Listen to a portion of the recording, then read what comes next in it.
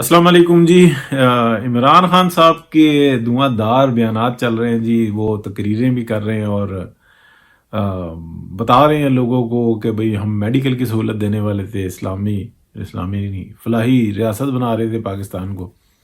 اصل میں وہ ان کی جو امریکہ سے آئی ہوئی جو مرزئی ہیں، آ، ان کا پروگرام ہے نا، تو پھر وہ اسلام کا نام ذرا سا مشکل ہوتا ہے، فلاحی ریاست آ جاتا ہے، کیونکہ ان کے جو مذہب ہے اس کے اندر یہ چیز پسند نہیں کی جاتی۔ اچھا، بہرحال وہ بتا رہے ہیں جی فلانا کارڈ ہم یہ تبدیلی کر رہے تھے۔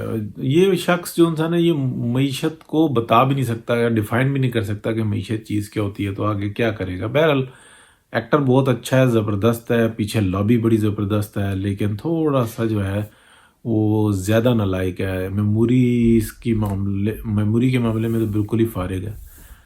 یہ آج سے تقریباً کوئی 4 سال پہلے میں نے ایک بتائی تھی، 2018 کے اندر ہی، کہ ایک ڈاکٹر نے یہ اس کے بارے میں بتایا تھا کہ کوئی بھی شخص ہوتا ہے اس کو جو اس اسٹیج کے اوپر لایا جا سکتا ہے، ان کو 10 سوالات دیے جاتے ہیں کہ آپ 10 سوالات ہیں، یہ والا یہ والا یہ والا، اور اس کے بعد پھر ان کو کہا جاتا ہے کہ اب آپ ان کو بتائیں، جوابات دیں۔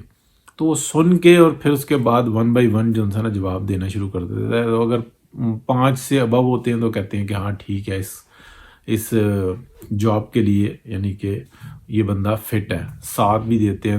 بہت سارے لوگ ہوتے ہیں کہ 10 کے 10 دیتے ہیں، لیکن آپ نے دیکھا ہوگا پریس کانفرنس میں بھی بعض ٹائم 2-3 ہی سوال ہوتے ہیں، پھر وہ جو لیڈر ہوتا ہے جو بات کر رہا ہوتا ہے وہ ان کے 1 بائی 1 جواب دیتا ہے۔ تو یہ ایک میموری سٹیٹس ہوتا ہے، یہ ایک بہت چھوٹی سی ایک میں نے مثال دی ہے، اس طرح سے کاؤنٹ ہوتے ہیں۔ اس کو 1 گھنٹہ بتائیں یہ چیز ہے، اتنی ہے، عدد و شماری ہیں، یہ پھر رہونیت کو رہونیات اور پتہ ہے معیشت کو معاشقیت، پتہ نہیں کیا کیا بتاتا رہتا ہے۔ اچھا، بہرحال یہ اپنی جگہ پہ چل رہا ہے۔ پھر جنرل باجوہ کا جو آج کا جو سٹیٹمنٹ ہے جو کہ انہوں نے اپنے کیڈٹس کے سامنے دی اور اس کے اندر سے پک کر لیا گیا، حالانکہ یہ نارمل سی باتیں ہیں۔ اور جنرل باجوہ جو یہ بات بتا رہے ہیں کہ جی ہم نے پڑوسیوں سے اچھے تعلق رکھنے ہیں، ہم نے کسی کو بھی ملک کے خلاف سازش یا یہ کسی جتھے کو، یا مطلب ان کا جو بیان ہے سبھی سن رہے ہیں، یہ انتہائی نارمل بیان ہے۔ یہ باتیں جس ٹائم میں ضیاء الحق کا ماشاء اللہ تھا یہ اس وقت میں بھی ہو رہی تھی، یہ جنرل مشرف کا ماشاء اللہ تھا اس کے اندر بھی ہو رہی تھی۔ یہ سب جو ان سے ہے نا اسی طریقے سے نارمل باتیں ہوتی ہیں، عمل درآمد کیا ہو رہا ہے مسئلہ اس کا ہوتا ہے۔ تو بہرحال باتوں کی حد تک آیا، یہ بھی آیا، اس سے بھی کوئی جو انسان ہے کوئی معنی لیتا ہے تو پھر بسم اللہ۔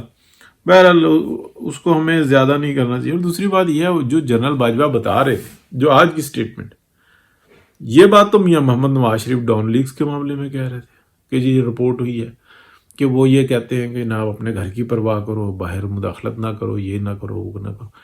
یہی تھی نا جو میاں محمد نواز شریف پر الزامات لگائے گئے تھے، ریجیکٹڈ کی ٹویٹ ہوئی تھی اور پھر اس کے بعد آکڑ گئے تھے کہ پتہ نہیں کیا کر دیا، بعد میں سازشیں جنسی نا وہ ہوتی رہیں۔ تو یہ تو تاریخ کا حصہ ہے، اس کے اوپر تو انکوائری ہونی چاہیے، اس کے اوپر تو باقاعدہ بورڈ بننا چاہیے۔ اور پاکستان کے اندر لگتا نہیں ہے کہ جس طریقے کے ہم خیال جج بیٹھے ہوئے ہیں، ان لوگوں کے ہوتے ہوئے پاکستان ترقی کر جائے گا۔ یہ تو ہر چیز کا ستیہ ناش کرنے کے لیے قانون اور آئین کی دھجیاں بکھیر کے رکھ دیتے ہیں اور اکڑ کے کہتے ہیں کہ ہم نے جرگے کروا کے دیکھو کیسے عمران خان کو فیسیلیٹیٹ کیا۔ تو یہ باتیں ہیں بہرحال۔ اچھا، دوسری طرف یہ جو لانگ مارچ کی بات ہو رہی ہے، لانگ مارچ میں نے کچھ دن پہلے بتایا تھا کہ گروپس کے اندر یہ باتیں ہو رہی تھی کہ عمران خان جو ہے وہ یہ پروگرام بنایا ہوا ہے یا اس کا کون اس کا ساتھی ہے کہ جب لانگ مارچ ہوگا یہ پیچھے ہی ہوگا اور جو لوگ کٹھے ہوں گے ان کے اوپر جو ہے نا کچھ ایسا معاملہ کیا جائے گا کہ بہت زیادہ جانوں کا ضیاع ہوگا۔ اب جو گروپس میں ڈسکس ہو رہی تھی وہ تو زیادہ ہو رہی تھی۔ پہلے جو 2014 میں تھا کہ جی وہ 50-100 بندہ مرے گا تو پھر اس کے بعد جو ہے نا دھرنے میں جان پڑے گی، تو یہ اس کے لیے کوشش کرتے رہے۔ ابھی بھی کچھ اسی طریقے کی بات آ جاتی ہے، ابھی آ جاتا ہے 300-400 بندہ جو ہے نا کھڑکا دیا جائے گا۔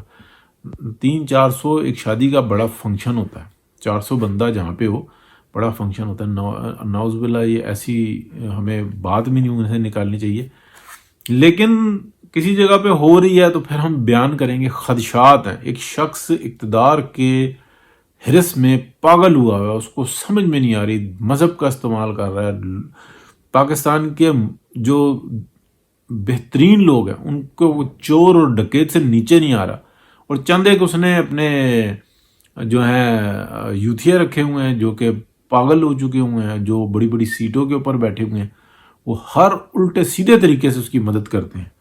تو یہ ایک تکلیف دہ بات ہے. اچھا, شیخ رشید صاحب کا جو ایک نسیم زہرا ہیں, میں بڑا ان کو پسند کرتا ہوں, بہت زبردست جو ان سے نا ایک صحافی ہیں. تو ان کا جو انٹرویو ہے اس میں شیخ رشید صاحب نے بتایا جناب ہر طرف سے لوگ آئیں گے اور پہاڑیوں سے اتر آئیں گے, اور اگر 2-3 بندے بھی اگر مر گئے تو یہ بہت بڑی تحریک بن جائے گی. یعنی کہ ان کا کوئی ہے ایسا پلان. وہ میں نے ٹویٹ بھی کیا کہ یہ کچھ ایسا پلان رکھتے ہیں کہ بندے مروانے ہیں اور پھر جو انسان اس کے اوپر کوئی گیم چھالنی ہے. تو یہ بالکل باتیں واضح ہونی چاہیے. یہ ہمارے چاہیے کہ جو سیکیورٹی کے جو لوگ ہیں وہ اس کو باقاعدہ ڈیفائن کریں کہ کیوں مریں گے, اور اگر مرنے کے چانسز ہیں تو تم کیوں لے کے آؤ گے.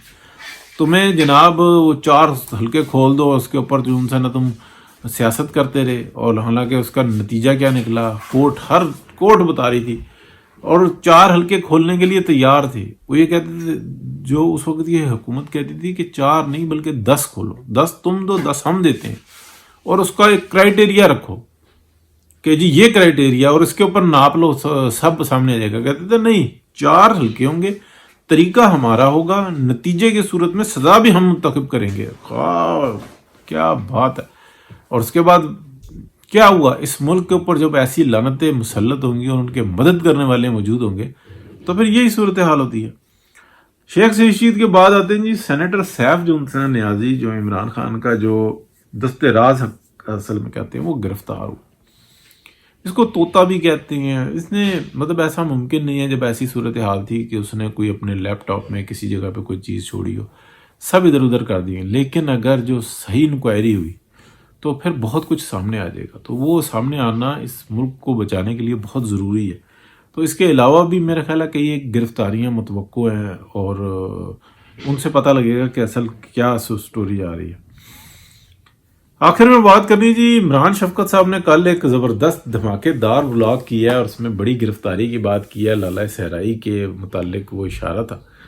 تو بہرحال ہماری جو معلومات ہے, جو علم رکھتا ہوں, اس کے اندر ایسا ہوتا ہے کہ جیسے ہمارے چیف جسٹس کو بے پناہ اختیارات ہوتے ہیں کہ وہ کہے کہ بھائی یہ کیس میرے پاس لگے گا, یہ اس کے پاس لگے گا, چلتے ہوئے کیس کو اٹھا کے اپنے پاس لے جائے, چلتے ہوئے کیس کو اٹھا کے قاضی فائز عیسیٰ کے پاس سے اور وہ جسٹس اجازت الحسن کے پاس شفٹ کر دے. تو پھر ہمیں کو پتہ ہوتا ہے کہ نتیجے کیا نکلیں گے, کہ اس جج کی کیا سوچنے کا طریقہ ہے اور اس کا کیا سوچنے کا طریقہ ہے. تو یہ چیزیں جو ہیں نا بڑی معنی خیز ہو چکی ہوئی ہیں. تو اسی طریقے سے جو ہماری جو اس طرف اشارہ کیا جا رہا ہے, ان کے جو بڑے ہیں, ان کے بڑے کے پاس بھی یہ اختیارات ہوتے ہیں, کسی بھی چیز کو فاسٹ کر دینا, سلو کر دینا. جبکہ دنیا کے اندر دنیا کی جتنی جو مہذب جو معاملات ہیں اس کے اندر چیک ہوتا ہے. پاکستان کے اندر چیک نہیں ہے. یہ بڑی بدقسمتی ہے. اور یہ اس دفعہ کی اسمبلی جو سی ہے نا, ایک تو اس گند سے پاک ہونی چاہیے. یعنی کہ سب سے پہلے تو معیشت کو سنبھالیں, لوگوں کو عذاب سے نکالیں. ہر ایک دن بڑا مہنگا پڑا ہوا ہے. تو اور دوسری بات یہ ہے کہ جب ٹائم پر الیکشن ہوتے ہیں تو اس اسمبلی کا یہ بڑا فرض ہوگا کہ بہت ساری چیزوں پہ متفق ہوں, پہلے سے ہی ہونا شروع ہو جائیں, اور بعد میں بھی جو بھی حکومت آئے قانون سازی کرے اور سب کو چیک میں لے کے آئے. مطلب خالی تلاشی وزیر اعظم کی نہیں ہونی چاہیے, تلاشی سب کی ہونی چاہیے. تو یہ جب تک نہیں ہوگا تو بہت مسائل جو ہیں بڑھتے جائیں گے. ٹھیک ہے جی, آج کے لیے اتنا ہی. کل تھوڑا سا بزی رہا, بلاگ نہیں کر سکا. اللہ حافظ.